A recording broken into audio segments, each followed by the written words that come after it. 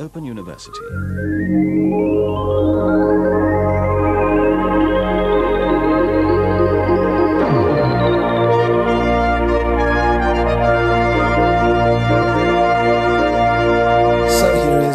Self-appointed lecturer, lecturing about things which concern really only him, talking about his life on YouTube, which he finds the most interesting part of the internet, the end of the internet, when all the blogs are dead. I spend a lot of my time in digital restoration, and I've just been doing that actually.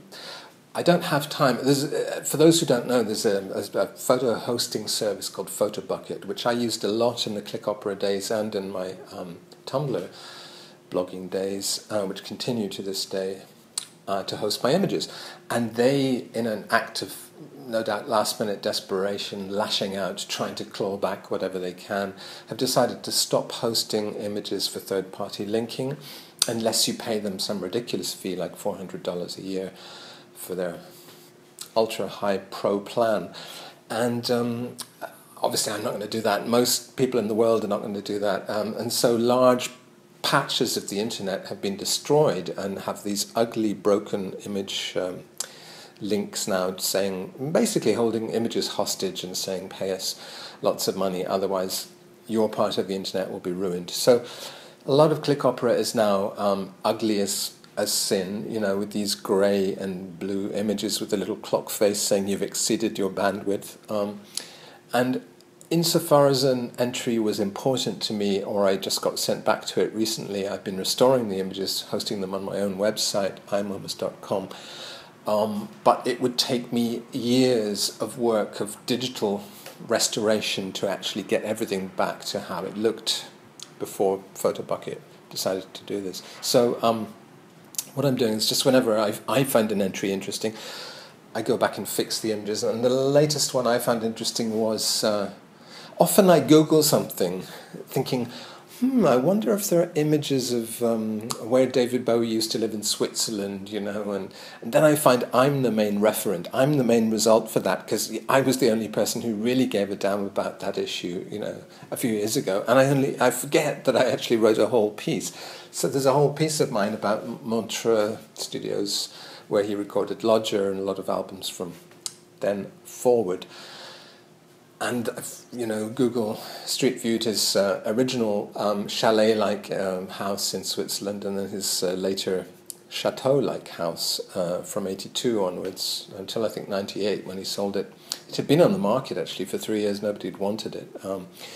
This chateau, which is actually used as the set in a film called Merci pour le chocolat, which is worth a view.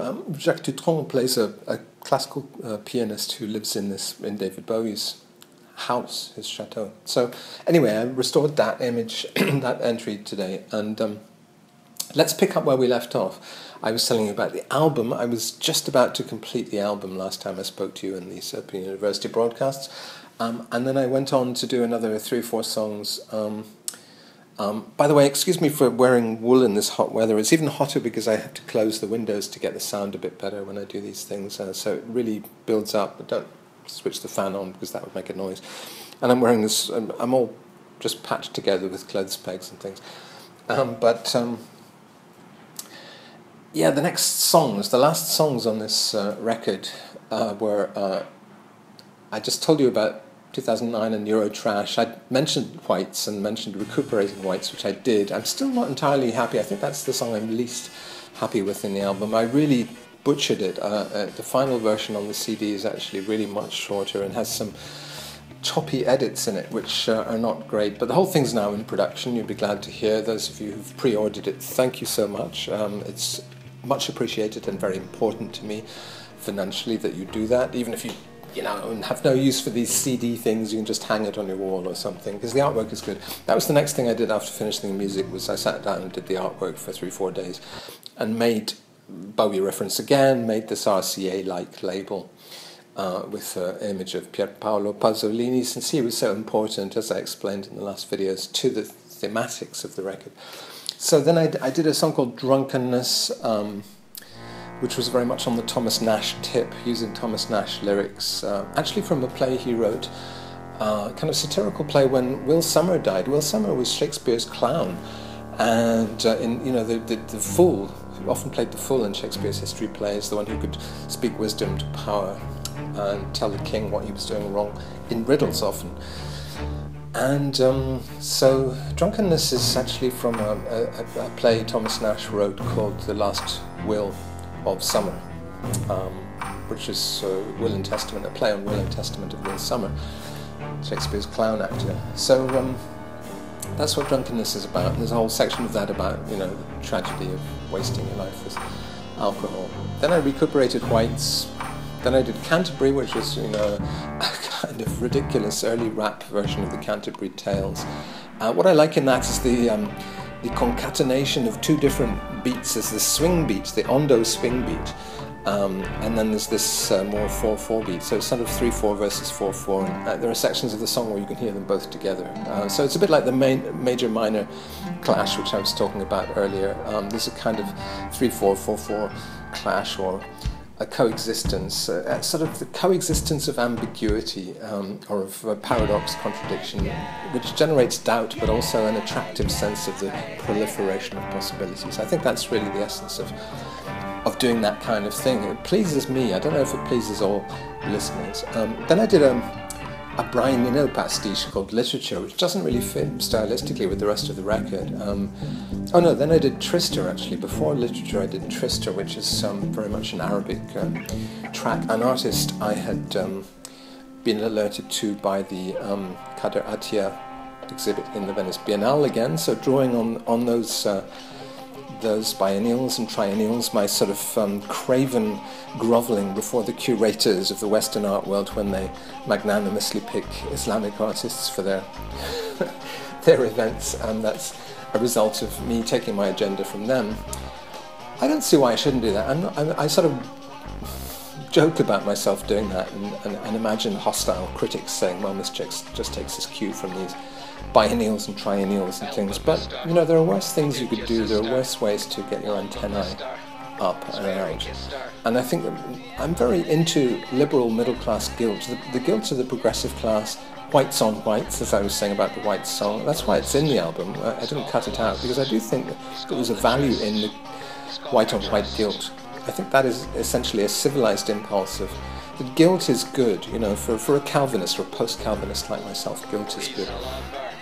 It shows that you're a decent person, you have compassion, you have empathy with those less fortunate than yourself. The whole liberal enterprise is built on a kind of institutionalization of guilt, that we should help others who are less fortunate. I don't mean necessarily in a Victorian sort of Florence Nightingale way, but we should feel some structural guilt and put guilt into our societies.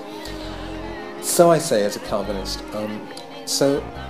Anyway, yes, Tristar is not a guilty song. And Tristar is... well, it is, because someone's making confession that he ruined his life by wielding the knife. I don't know, it's a funny song because it really just rings a whole rather vague story out of some rhymes which are, Tristar, Mr, Sister, Kissed her, Blister, really quadruple rhymes in this funny Scottish accent.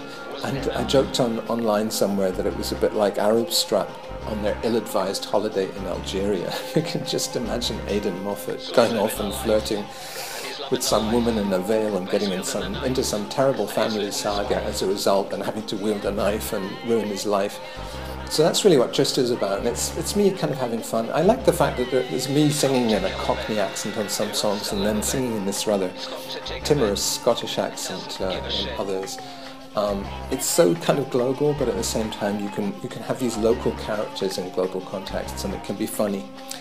The last track is funny. Usually a recent Momus album will end with a really dismal ballad in which I regret growing old or losing the great love of my life or whatever it is.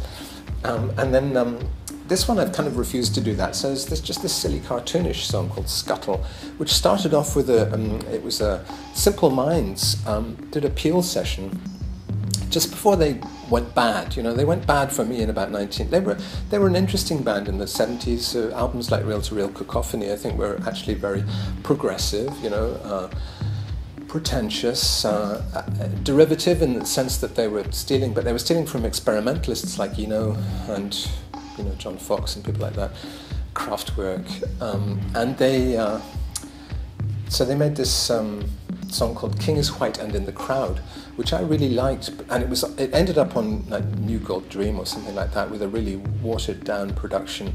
The drum machine was completely ruined. There was this really interesting drum machine pattern in the Peel session, so that's what it had always stuck in my mind as like a drum machine sound that I really liked. So I used that and then added some, the sort of Islamic elements come in, but with a lot more distortion than on the other tracks. And then you get this 4-piece, not a dialogue, it's a quadrulogue, a 4-piece character-driven, like a little Pinter play, really, in which some people cutting poles for the railway line have seen a strange entity, a beast, an animal of some kind down by the coal scuttle. And so it just hinges on this joke about scuttling being a verb and scuttle being a noun.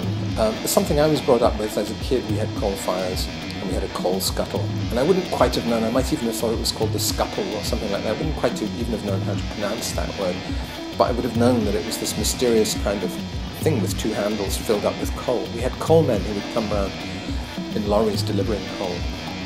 In Edinburgh in the 60s, it was not yet a smoke-free zone. This was when Edinburgh was rightly called Old Reekie because it stank of smoke, industrial fumes, and also people burning coal in their houses. So Scuttle, for me, it's a very resonant little end piece, and but again very different, as if it's taking off in a different direction, as if I'm impatient with the formula that prevailed on the record. So after I finished, I guess there was a certain period of postpartum depression. I think you feel that. I feel part of me would like to make a song every day for the rest of my life and just put it up on YouTube. Another part of me says it's actually good to have an arable rotation method where you're very productive in bursts and then you do something else. I'm feeling now, I'm sort of gearing up obviously for the tour in Europe I'm going to do through September and into October. But I'm also gearing up for what I'll do when I get back to Japan through the winter. And I'm thinking I should write something, I should get into prose mode again, do some prose. I'm not quite sure what that is. There was a piece I've been promising to do called Ekphrasis, which was sort of aborted, but it might just be postponed as a prose project. So I rustled up the sleeve, and then I just sort of realised how little time there was left for me to be here in Japan and enjoy the summer. So I did a lot of cycling after I finished it. My body was a little bit out of shape after making the record, and I cycled a lot and saw a lot of, especially at night, it's wonderful to cycle in Osaka, especially. Not too much traffic, you can avoid traffic totally, really.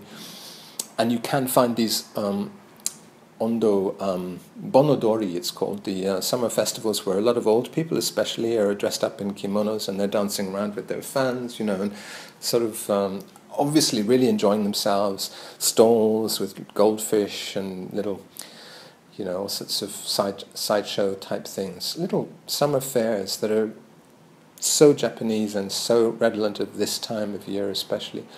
Then I lost my wallet at this episode where I was out cycling at night, and I was wearing some pants with rather shallow pockets, and the wallet fell out, and I realised 20 minutes later that I didn't have it with me. So I went up to the police box and reported its loss, and kind of knew it would come back to me, because in Japan things are on invisible strings of elastic. Your personal property is very difficult to dispose of, because not only are people terribly honest, I haven't locked my bike in 6 years and it's still there, right outside the house, but also every inch of ground in a city is scrupulously cleaned and looked over and managed every single day. So people will find lost property and will return it. So it came back to me on Monday, but I had cancelled my 2 credit cards in the wallet. So then I had an interesting period of having to live with very little money, or borrow money from people just to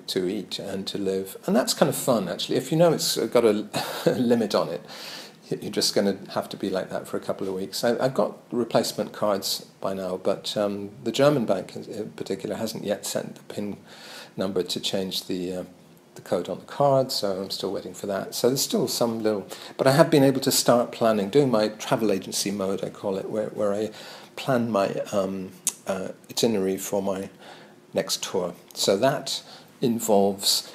Now, this is interesting. This is... I didn't really have any... I have to leave the country. My return to Germany, to Frankfurt, is on the 7th of September, and I didn't really have any engagements until the very end of September in Scotland. So I was thinking, you know, I don't have to take that flight. I could actually take a cheap flight within Asia to somewhere else in Asia and just to spend 2-3 weeks living cheaply and interestingly in a place I haven't been, because I'm kind of sick of always going to the same places, usually in Europe, continental Europe. And I thought, why don't I get... There's a company called Jetstar which flies to Vietnam, so you can go to Hanoi. Admittedly, it's 4 or 5 hours flight, but it's still, you know, it's like €100 to go to Vietnam. I could go to Vientiane in Laos, for instance. That's a little more expensive if you fly directly. If you fly from Seoul, probably it's cheaper to go to Vietnam first. Or India, which I've never been to. I really was thinking I want to go to India. And I started... There's an amazing YouTube channel, which I'll link under here, where a guy just walks around cities. He's a Dutch guy, and he films with no music, no commentary, nothing. He just walks for an hour, maybe 2 hours around a city. He's walked around New Delhi and Benares, which is now called something else, and many, many cities, South America, everywhere really. And he's currently in Africa, I think, walking around there, in Dakar and places like that. But that is a great way to just get the feel of the streets. And what I began to feel was that both Hanoi and, say, New Delhi, you would spend most of your time as you walked around just dodging motorbikes, because there are these huge numbers of people in very compressed areas, and they're all on motorbikes. Unfortunately, the motorcycle has ruined... I hate motorbikes. I really hate... The Japanese people are very considerate and quiet normally, but once put them on a motorbike, they take off the silencers, they rev them up. I mean, most of the people doing that around this area, people treat it like a racetrack because it's kind of circular shaped, and there's a car museum here, so it attracts car enthusiasts. And people, especially at weekends, are tearing up. There are some wild, crazy drivers and motorbike gangs. Bossuzoku, they're called, the Japanese motorbike gangs. Police seem to ignore them totally, allow them to do what the hell they want. So that's very noisy even here. But at least here you don't really have this sense of having to avoid them, because most people here use trains or bicycles. That's a wonderful thing about Japan. I love that. It really makes you feel free and unthreatened here. That in addition to the safety. I just thought, God, it's going to be stressful. And also, it's not just that, but in these videos you can see that people, especially in India, hawkers, vendors, beggars, just curious people, there's a real threatening stare you get from everybody who passes you, and people just talking to you, or people jumping in front of the camera. Absolutely no respect for your personal space. And you would obviously have to be very streetwise to deal with it. Also, I made the mistake of watching some videos about scams, the jewellery scams that happen, particularly in Goa or in some of the other cities. Jaipur, I think, is particularly bad for that.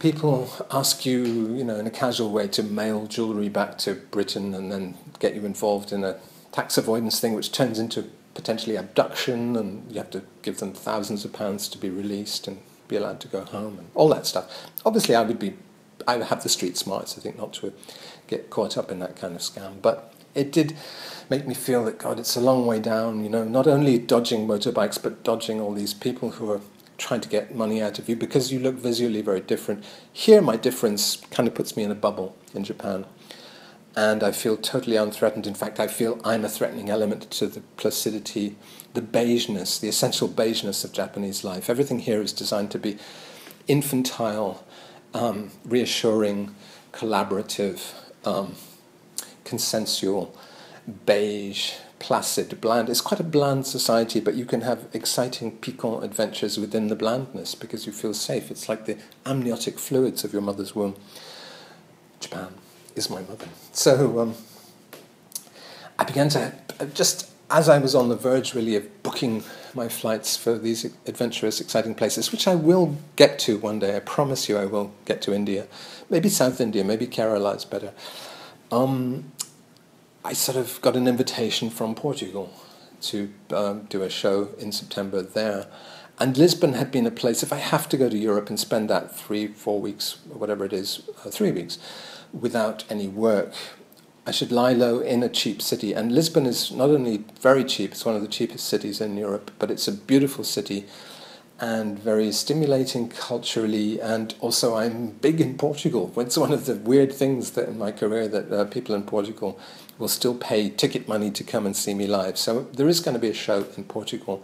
It's not yet been finalised and announced, but it'll be towards the end of September.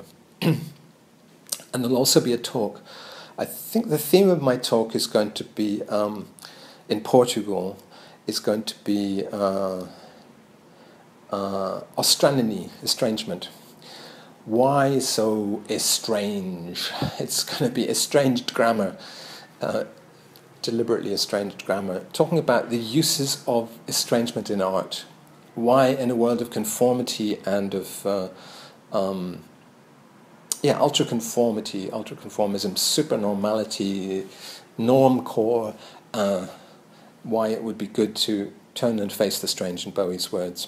Obviously, Brecht and Bowie and Marx, alienation, the Marxist idea of alienation, also very relevant. So I think I'll talk about that. In Scotland, I have a talk as well in Glasgow at GOMA, Glasgow Museum of Modern Art. They have a show about passports and identity and polygraph, I think it's called. There's a show about lie detection, and I'm going to do a talk there called Let Them Eat Biometric. That's based on the idea that there is for instance, if I think about, hey, do I want a new computer? Do I want to buy a new iPhone or a new computer or something? Is that exciting to me? The kind of things that Apple.com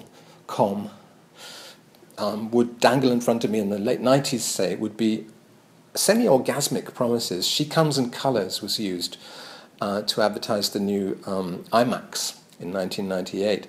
It was an idea that a computer could be an artistic tool, it could be creative, it could be colourful, it could be funky and futuristic, it could help you be more productive, yes, but also more creative. Particularly Apple was distinguishing itself from the business machines of IBM and Microsoft at that time. They were the funky creative hipster company with a funky creative hipster actor in the adverts who was always beating or trumping the Bill Gates-looking guy who was uncool.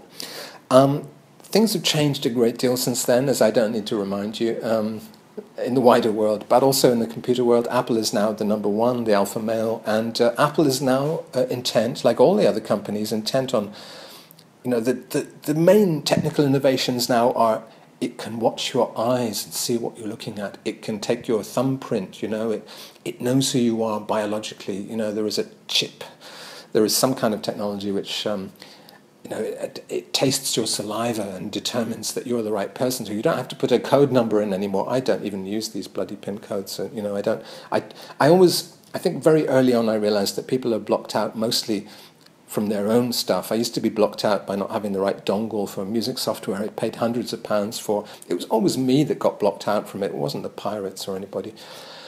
So, I'm very suspicious of all this biometric stuff, and that direction disturbs me. Apparently one of David Bowie's last comments was that Google, don't trust the don't be evil slogan. Google is a boot stamping on a human face forever, and it's part of the, he rather disappointingly he used the term, he used the term Illuminati. Google is Illuminati is Google. This is, at least if we're to believe the reports, that this was one of the last things apparently he posted as Sailor on BowieNet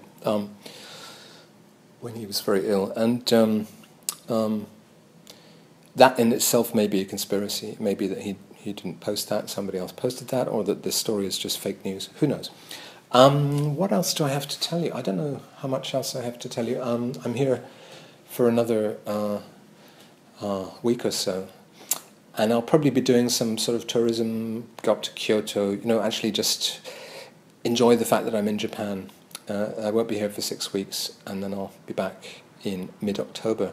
But and with a new project. The lines are open. Your calls are being attended, waited for at darla.com to place your order for the new album, which is called Pillycock. It's funny because I was going to call Scobberlotcher's Pillywink. That was based on having read the essays of Ezra Pound, where Ezra Pound dismisses somebody's poetry as Pillywink. I think he's talking about Kipling and talking about Kipling's ballads and things, and saying they're Pillywink. Pillycock. It's funny, I was thinking about comparing it to other albums I made in the years ending with 7, because there's some pretty stiff competition. The Poison Boyfriend in 1987.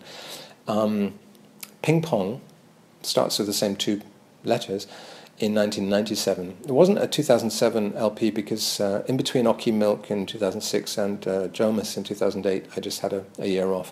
I was blogging, basically, doing all the work that Photobucket has now, with one sweep, destroyed. The other thing I'm kind of finalising right now is Cherry Red compilation, not a compilation, a box set of all the Creation stuff that I put out, which was re-released on Cherry Red. And it's going to be called Create. And I've really dragged my feet on this one. We've got the sleeve, Hagen Verleger's doing the sleeve. We've got the basic tracks that came out, but what we don't have is the extras. And I'm really kind of battling with Cherry Red about, I kind of would like to just put out the tracks themselves and not the extras. The extras would be things which I've already released myself as podcasts, through my various blogs. Just flung them out there, really, MP3 compilations, the golden age of television and stuff like that. And so there'd be the selected highlights from those podcasts, which would be stuck on the end of the tracks. But I hate the idea of, say, Tender Pervert ends and you get the Angels of Voyeurs, you get that little reprise, the pervert and his angels hide amongst the stars and watch. It's quiveringly dramatic, and then to end that and then have some crappy little Casio demo start up at the end of that is just kind of abhorrent to me. What you can do is have an extra CD, but Cherry Red are a little reluctant to stretch to an extra CD in the package. And also they want to do it as 2 releases, Create 1, Create 2. One will be called Procreate, one will be called Recreate. And so it's difficult to know where an extra CD would fit. Would it be in the one release or the other? I think they're going to be simultaneously released in November, those 2 records. For those who are into my Creation years, nothing wrong with that. Nothing. I don't knock those years. I'm happy for that material to be re-released, and it looks good with Hagen's package especially. So. I have until the end of August to really finalise the track listing for that. I kind of just want to wash my hands of it, though. I wish I had people to delegate to. I could delegate directly to Cherry Red, and just say, listen, put out the record you want to put out. Here's all the demo podcasts, and here's all the material that was on the Creation albums. Just, put it together yourself. But, of course, I can't do that because there are things I have to remaster. Some of those demos, I've got better copies of some of the tracks on the... And I even went into the studio in summer, as you may know, to take tracks off DAT from the later albums, the early 90s records. Anyway, that's coming out, and that's been kind of a chore, to be honest. I don't really take great pleasure revisiting that material, and because I'm so fixed in the present. I really am so excited about the new record. I've been listening to the new record and just measuring it against those other 2 albums, say the 87 and 97 albums. I think it stands up really well. Poison Boyfriend has got a lot of... There are some parallels, like for instance, I think Violets and Ghost have some connection to each other. I'm not quite sure what it is. Maybe the accordion, the synthetic accordion sound in both of them.